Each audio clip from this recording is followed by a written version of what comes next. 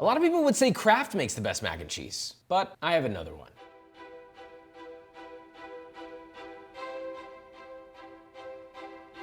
This isn't just any ordinary mac and cheese. We're doing two different versions, both of which are excellent and honestly beautifully perfect in their own way. One's an easy stovetop version that you can make real fast, and then the second one is sort of a more involved, real cheese, kind of a fancier one. So there's a mac and cheese for everybody, but both of these I believe to be kind of the best.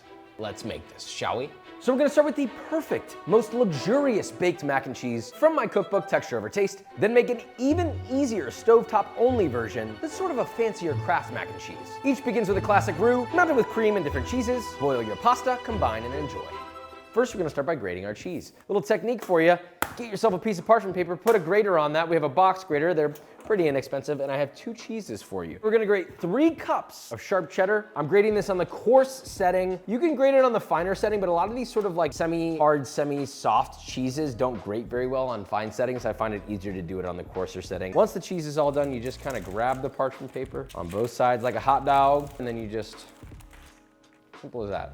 Then we have our Gruyere, same exact amount, 3 cups or 270 grams. Now we're gonna toss together our cheeses, just make sure they're nice and mixed and incorporated. You need a 3-quart baking dish. This is also a 9x9. I'm gonna take a little cooking spray, grease that up.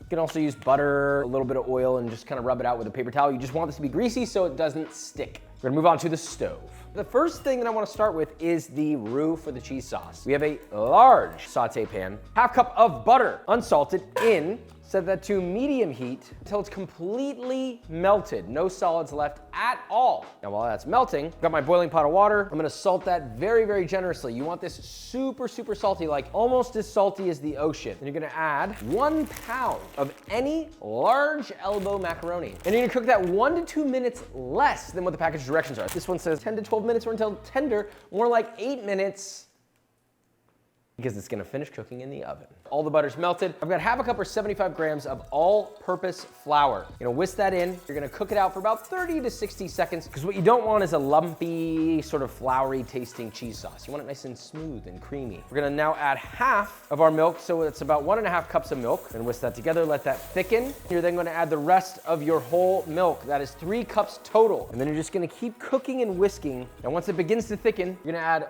1.25 cup or 310 milliliters of heavy whipping cream. Now just keep heating and whisking, and once it's thickened like this, it's done and you're ready to receive cheese. So I've cut the heat off. This cheese mixture, we're only adding 1/2 of this. We want the other 1/2 of the assembly. Drop in my cheese, and then just whisk until everything's melted and emulsified together. Season your taste with salt. You can add a little fresh nutmeg if you want. This is your only opportunity to season it properly. Please do it now.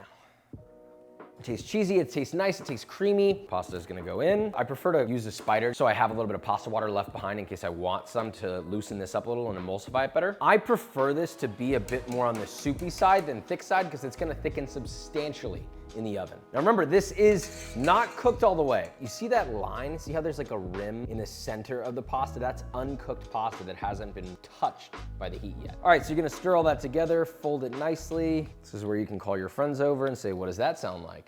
She's looking good, tastes phenomenal. We're gonna transition into our pan. We have our remaining cheese here. We have our pasta, nice and prepared. Now first we're gonna add 1/2 of our mac and cheese, followed by 1/2 of your remaining shredded cheese mixture. Now we're gonna add the rest of our pasta right on top. Get all that cheese sauce in there. We have our remaining cheese mixture, and we're gonna use that as our topping. Beautiful, come on now, look at this. Really, we just want this to make kind of a bit of a cheese crust. Even if you end up not having as much as you wish you had, maybe you put too much in the middle, it's fine, it's still gonna be delicious. Don't freak out here, it's not gonna ruin the dish. If anything, if you put less, it'll become more crispy than cheesy. This is gonna go straight into the oven, 325 Fahrenheit for 15 to 20 minutes. It's been 15 minutes, we're now gonna switch this to broil on high for like 1 to 3 minutes or just until the top is nice and browned and crispy. On to the Easy Mac. This is real easy. I'm gonna make this quick and simple. Same concept, we have 2 4-quart pots. One for boiling water, which is right here, already boiling. Oh my God, it's magic, how did he do that? Kosher salt, we're gonna season that generously, almost as salty as the ocean, just like before, but this time this is a smaller batch. I made the recipe a smaller batch so you could easily double it, but really because this is something quick, something simple, this is something that you make for a weeknight for,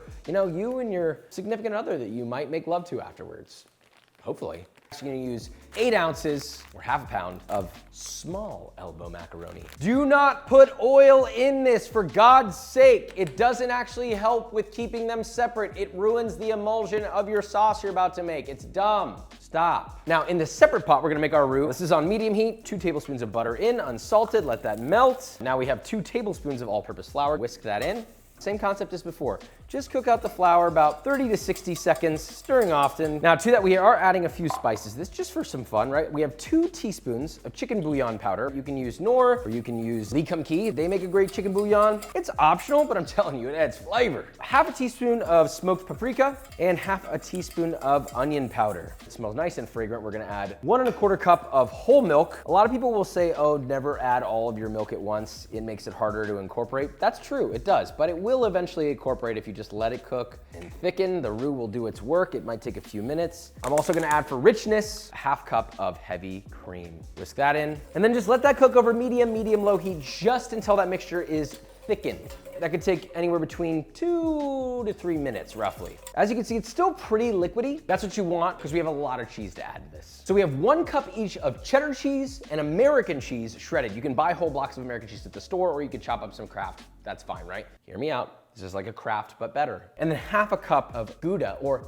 Gouda, as some of you say. Cut off the heat completely, add half your cheese. And once all that cheese is melted and emulsified, you can then add the other half of your cheese. Your sauce may become like 90% emulsified, 90% creamy. You're like, oh, there's still lumps, what do? When you add your pasta, it will come together, trust me. Okay, so our pasta's done. Take out like roughly a cup of pasta water, because I may need it to emulsify and smooth this out over here. Strain my pasta, and I'm gonna dump that in to my cheese sauce. We're gonna stir that together, get that acquainted, and you'll notice something magical happen here. When you add that hot pasta, all of this becomes beautifully emulsified and creamy and delicious. I don't really want any more liquid in this, but if for some reason it's too thick, maybe you reduced it too much, you have your excess pasta water and just add it about a tablespoon at a time until it's your desired consistency. Look at this, dude. That is a gorgeous, cheesy mac and cheese. At this point, you can taste it.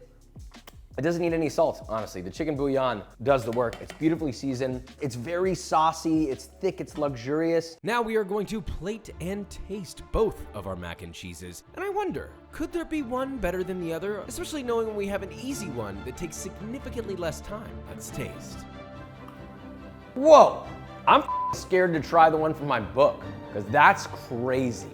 Beautifully creamy. Visually, it reminds me of Kraft, but a little bit up. The chicken bouillon in there, it's just taking it to another level. God, Uncle Roger was right. MSG makes everything better. Holy this might be the best mac and cheese I've ever made. The consistency of the sauce is like so creamy and cheesy and luxurious. Phenomenal. Salted perfectly. The flavor is intensely cheesy and also has this rich umami unctuousness. This is unfair, especially with how easy this was to make. Moving on to the nicer one, although it's not that much harder to do, the baked mac and cheese.